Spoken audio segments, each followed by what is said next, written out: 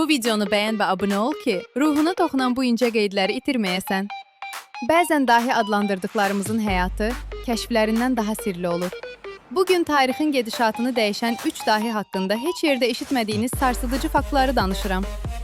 1. Albert Einstein.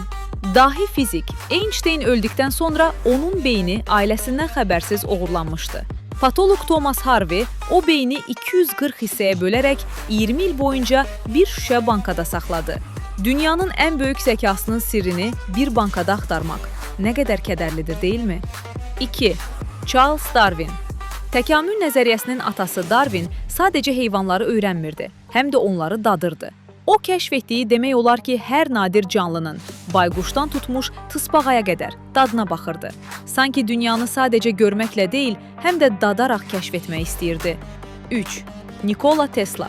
Və Tesla, o, bir binaya girmədən əvvəl ətrafında mütləq 3 dövrə vurmalı idi. Tesla inanırdı ki, 3, 6 və 9 rəqəmlərinin sirrini tapan kainatın açarına sahib olar. Dünyanı işıqlandıran adam öz daxili dünyasını rəqəmlərin tilsiminə kilitləmişdi. İncə bir məqam var. Dahilik həm də böyük bir tənhalıqdır. Bəs sizcə, bu 3 dahidən hansının həyatı daha qəribədir? Şərhlərdə müzakirə edək. Ruhumuzun incəliklərinə sahib çıxın.